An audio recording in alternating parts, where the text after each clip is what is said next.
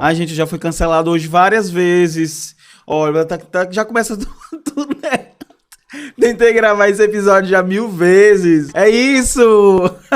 Tô explicando aqui o motivo pelo qual eu andei sumido na última semana. Vocês não estão sabendo a zona que tá a minha vida. Foi apenas um episódio que não foi ao ar. O episódio da semana passada. E eu posso justificar. Nós estamos em plena semana de avaliações remotas. É uma avaliação um pouco complexa de realizar. E também aconteceu a minha defesa de TCC. Sim, temos um especialista em teoria, metodologia e práticas de ensino entre nós. Você que tá chegando aqui, caiu de paraquedas e não me conhece, deixa eu me apresentar, deixa eu dizer quem é esse especialista. Eu me chamo Eduardo Braga, bem-vindos ao Empretecendo. Você encontra a gente, CC.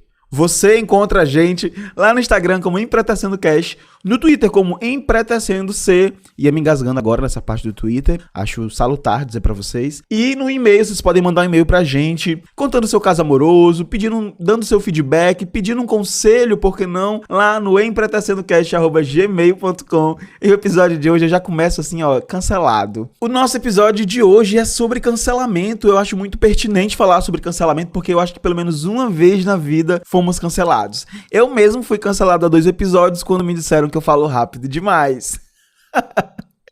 Tô brincando, mas eu acho essa coisa da cultura do cancelamento muito interessante de debater. Eu acho que ela surgiu lá por 2019, lá na década de 2019, faz tanto tempo que a gente tá em 2020. 2020 tá tão catastrófico que eu acho que aconteceu há 10 anos, que a gente tá há 10 anos vivendo isso aqui. É isso, a gente vai conseguir passar disso.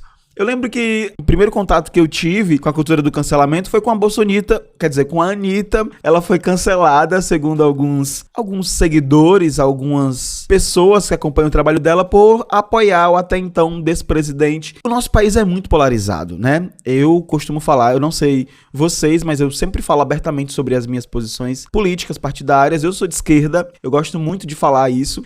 Nós vivemos num país extremamente polarizado, onde você é uma coisa ou outra, não sei que zona é essa, mas eu gosto de me identificar como esquerda. Já levei muito nome de esquerdista, de comunista, por que não? Professor de história sempre leva esse nome de comunista e não é à toa.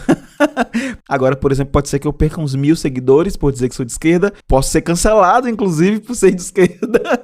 Posso ser cancelado, inclusive, por dizer que eu sou de esquerda. Que algumas pessoas defendem que deve existir certa neutralidade, certa distância entre o ser político e o ser das artes, o ser social, o ser... Enfim, vocês entenderam. Então, meu primeiro contato com essa política de cancelamento foi com a Anitta, e eu lembro que eu cancelei a Anitta quando começaram a expô-la. Quando começaram a expor as coisas da Anitta, eu cancelei. Eu lembro que eu era tão apegado à Anitta que eu devorei a série dela em um dia. Eu passei o dia inteiro assistindo a série dela. Aquela série Vai Anitta na Netflix. Eu zerei a série em um dia. Assim, virado. Virei o dia e consegui assistir a todos os episódios da série. Então eu era muito Anitta. Eu lembro que o Twitter lançou uma lista de pessoas que tinham sido canceladas. E o que eu acho engraçado, ou problemático dessa lista, é que do lado do nome da pessoa tinha o motivo pelo qual ela estava sendo cancelada. Eu vou citar alguns desses pra vocês. Por exemplo, a Anitta ao lado tinha Bolsonita. Jojo Todinho ao lado tinha Bolsodinho. MC Lan foi cancelado por transfobia. Nego do Borel, quando ele lançou aquela música, né? Me Solta... eu acho que foi esse o nome da música. E aí ele se vestiu de mulher. Enfim, foi um close erradíssimo. Dava pra ele ter feito algo mais interessante. Ele foi cancelado, eu lembro disso. O Hugo Gloss foi cancelado por ser o Hugo Gloss. Acho isso muito massa. E aí, falando sobre essa cultura do cancelamento, eu acho que hoje, analisando friamente, ela é uma cultura muito, mas muito prejudicial. Eu não sou a favor dessa... Hoje eu não sou mais a favor dessa cultura. Já descancelei a Anitta. É engraçado porque nessa mesma lista que tem tanta gente nessa lista. Tem o Carlinhos Maia, que foi cancelado por existir. Eu não consumo o Carlinhos Maia, mas eu nunca consumi o Carlinhos Maia, por exemplo, né? Tem gente que é super fã, tem amigos que são super fãs dele. Mas eu, por exemplo, nunca consumi, então não dá pra ter cancelado o Carlinhos Maia. Nessa mesma lista tem pessoas que estão em processos de cancelamento, né? Que entre elas está a Ludmilla, possivelmente por ser bolsominion. A Marília Mendonça por gordofobia. e a RuPaul por transfobia. E aí tinha os revogados, as pessoas que deixaram de ser cancelados, os descancelados, que é o caso do Felipe Neto. Gente, o Felipe Neto pra mim foi a maior surpresa. De verdade, porque eu lembro que quando eu ingressei no YouTube, quando eu comecei a produzir conteúdo pro YouTube, eu assistia o Felipe, deixa eu tomar uma água. Eu lembro que eu assistia muito o Felipe Neto, eu via que ele... Aí depois eu acompanhei aquela transição dele falar mais pra crianças, pra falar pra um público mais infanto-juvenil. E aí nessa hora eu parei de segui-lo. E aí tinha tanta coisa errada, tanto close errado, tanta coisa que, meu Deus.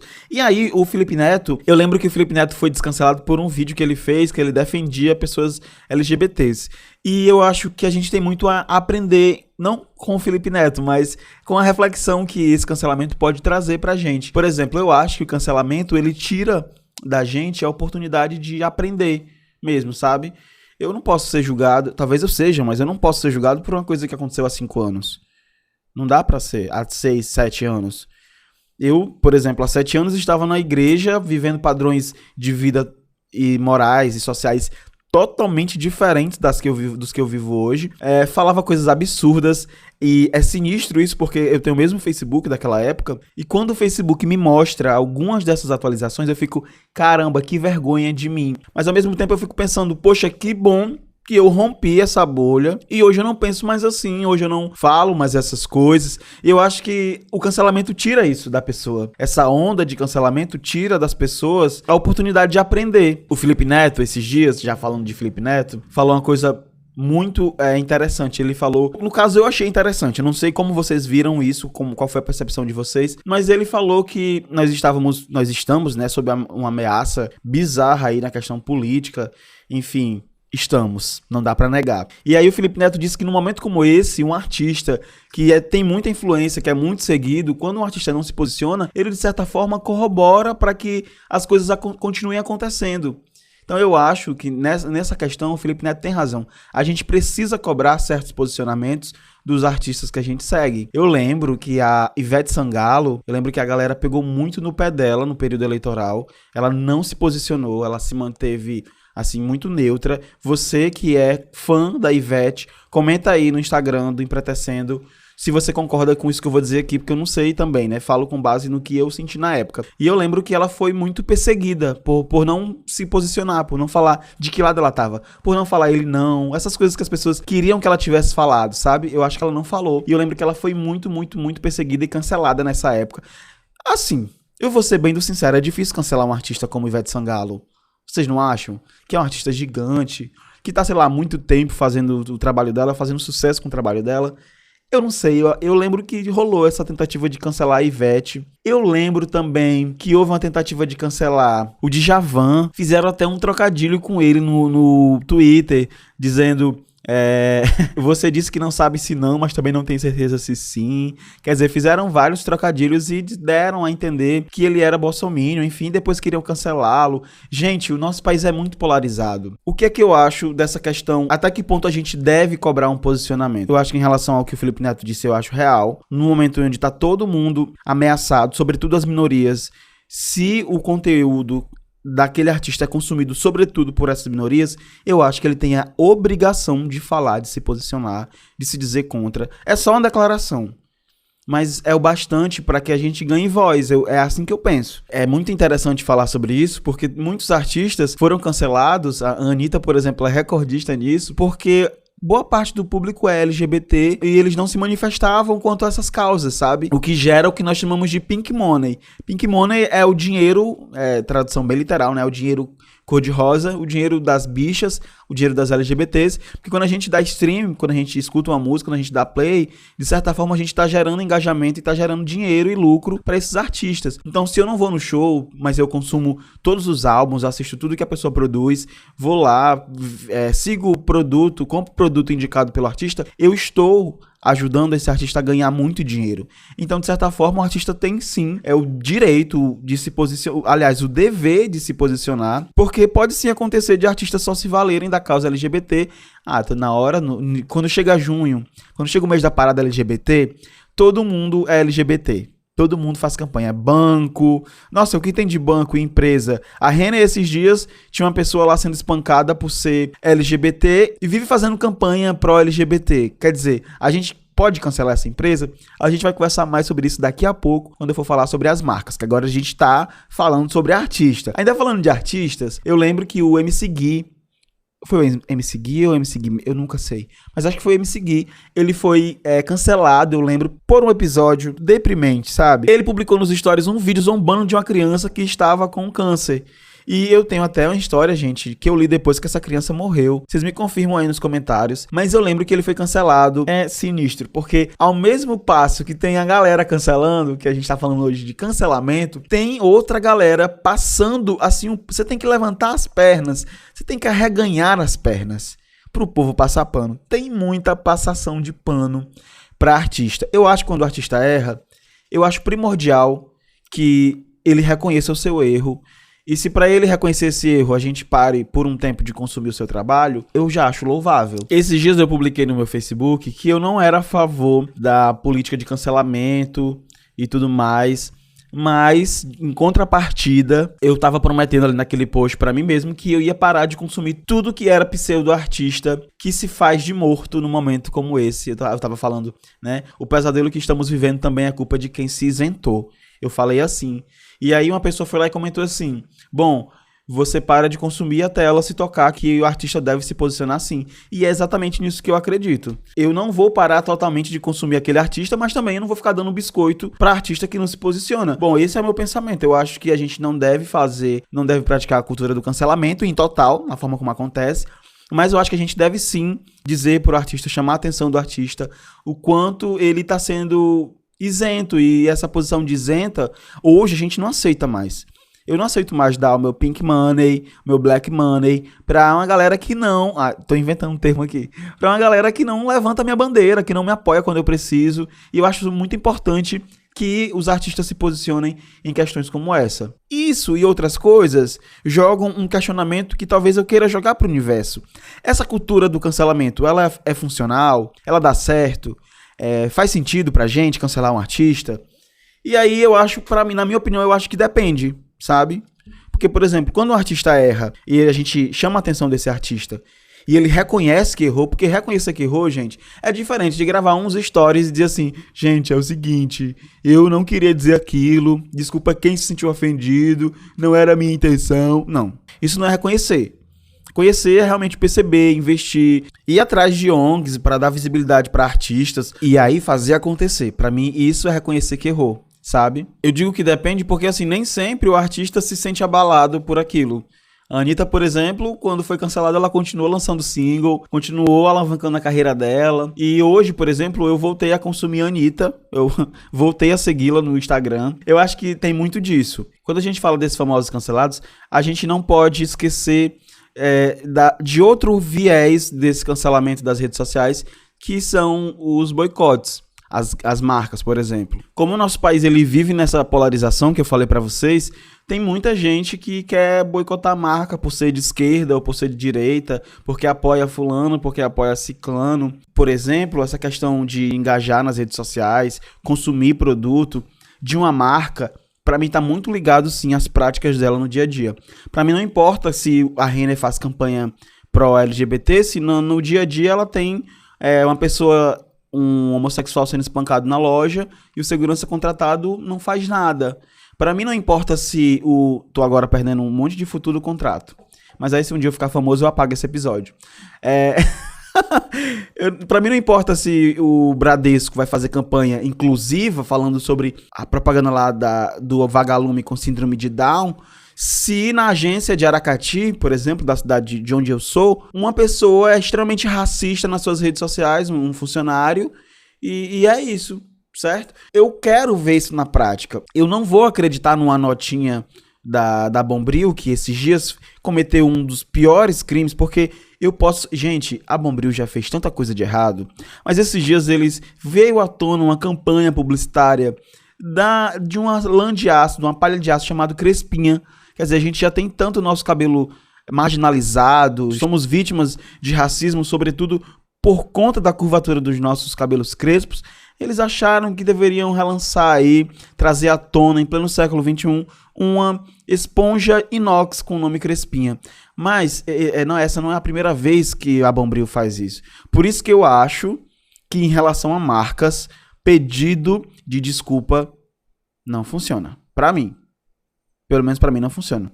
Em novembro de 1999, a Bombril passou a vestir as pessoas que faziam propaganda, publicidade pra eles de pagodeiros. E aí eles fizeram descaradamente blackface.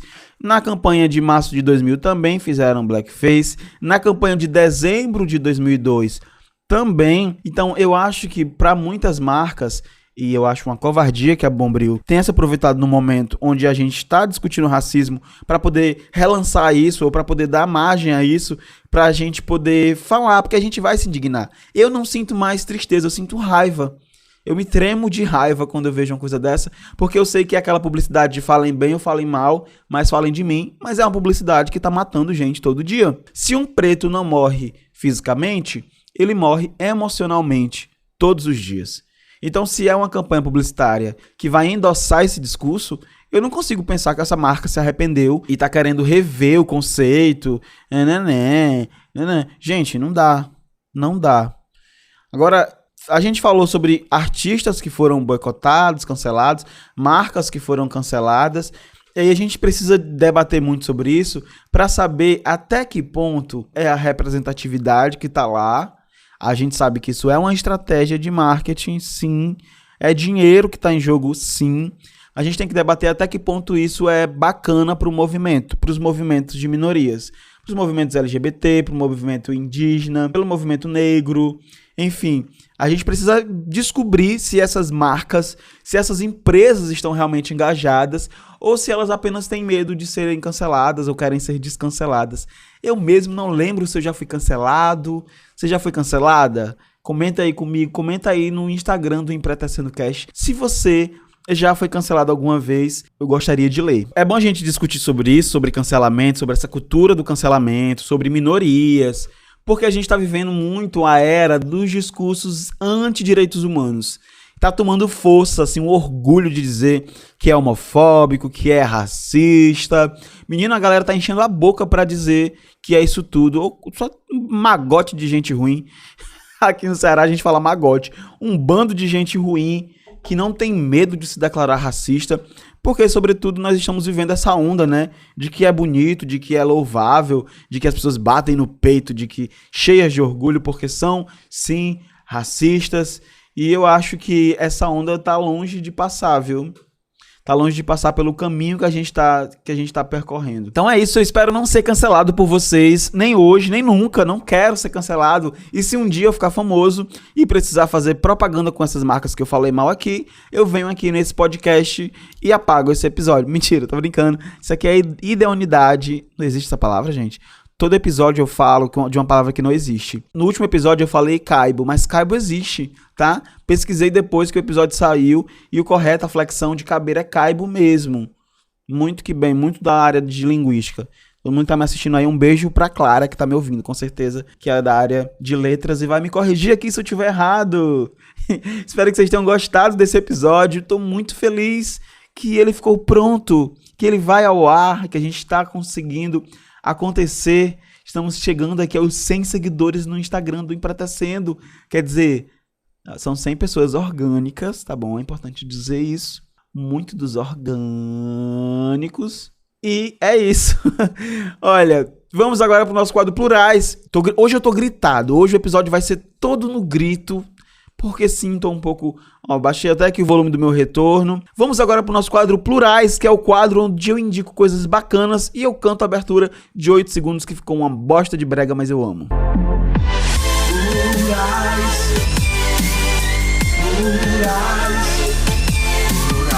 É isso aí, esse é o quadro Plurais, e aqui eu sempre vou indicar o trabalho de alguém, um arroba, um livro, um filme. Isso aqui é um quadro para mostrar o quanto nós somos plurais, e quanto você que tá ouvindo aí é plural. E se você tem uma dica para mandar aqui para esse Plurais, se você quer aparecer nesse Plurais, segue a gente lá no Instagram, Empretecendo Cast, manda um DM, manda um direct, manda uma mensagem direta pra gente que a gente faz acontecer. E hoje eu trouxe aqui o trabalho de uma pessoa maravilhosa, de um artista incrível que eu conheci caminhando pelas ruas da internet, que é o @PretaIlustre. O @PretaIlustre é da Pamela Paixão, ela é de Recife, aqui nordestina, gosto assim. ela trabalha com ilustrações lindíssimas. E eu achei que a bio do Instagram dela define bem o que ela veio fazer no Instagram. Diz assim, ó: já que não entendem quando falamos, eu resolvi desenhar. Maravilhosa, é essa frase que eu quero na estampa de uma blusa. Porque é isso, se a gente não consegue ser ouvido, agora a gente vai desenhar, para ver se vocês entendem. E ela faz ilustrações maravilhosas, cheias de críticas super necessárias. Ela fala sobre empoderamento negro, fala sobre racismo institucional, fala sobre escrita preta. Mano, essa menina é um mundo. Segue aí no @PretaIlustre, que ela é maravilhosa, vocês vão amar as ilustrações dela. Eu tenho certeza absoluta que vocês já se depararam com alguma ilustração da Preta, da Pamela, na verdade, né, da Preta Ilustre, e não sabiam que era dela. Quando vocês entrarem no Instagram, vocês vão se deparar com as artes dela. Eu acho que uma que viralizou bastante, pelo menos foi onde eu conheci o trabalho dela, foi uma imagem de vários bonequinhos pretos, marrons, várias cores. Pretos e pretas estão se amando. E aí tem todo tipo de amor, tem gays, lésbicas, héteros, tem solo. Gente, pretos e pretas estão se amando. E essa deveria ser a mensagem desse episódio. Essa é a mensagem desse episódio. Vamos descancelar os pretos. Cancela só os brancos. Desculpa, brincando. Vamos acabar com essa política do cancelamento. Eu acho que ela só é válida quando a pessoa que está sendo cancelada percebe que precisa voltar atrás, reconstruir as coisas. Acho que a gente precisa, sim, dar essas oportunidades. Agora, para marcas, para algumas marcas, o meu boicote, a Bombril é uma delas. Vamos agora para o nosso quadro Nós por Vozes.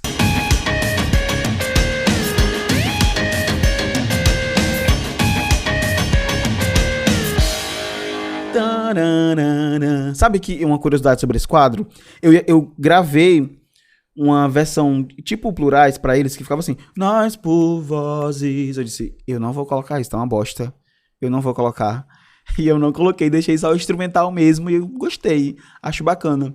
Olha, o feedback de hoje é do nosso último episódio, do episódio Eu Sou Muitos, que tratou de um assunto muito massa. Se você não ouviu, volta aí um episódio que é sobre como nós somos plurais, como nós somos muitos, como nós precisamos naturalizar pessoas negras nos mais diversos espaços, tá muito bacana. E eu vou ler hoje um feedback que eu achei magnânimo, que é do Ben_B_Costa, que diz assim: é necessário reconhecer que até para produzir conteúdo para a internet existe essa expectativa e até cobrança para que o negro se limite em só abordar racismo, enquanto o branco tem o privilégio de falar sobre o que quiser, cinema, cultura, viagens e tal. Muito boa essa exposição sobre esse assunto.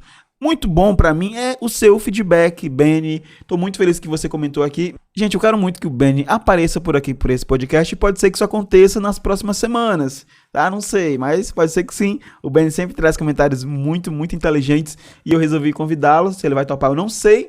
Mas vamos ver o que vai acontecer, tá bom? E esse foi o nosso episódio de hoje. Não esquece de nos seguir lá nas redes sociais. Você encontra a gente no Instagram como EmPretecendoCast, no Twitter como EmPretecendoC. E você pode mandar o seu ponto de umbanda, candomblé, uma receita de bolo, seu pedido de namoro aqui que pode acontecer ao vivo, online. Sua sugestão, seu feedback para o nosso e-mail empretecendocast@gmail.com. E a gente se encontra no nosso próximo episódio, que é sexta-feira que vem. Deixa eu respirar. Até lá, fui! Esse episódio eu gritei, viu? Gritei muito.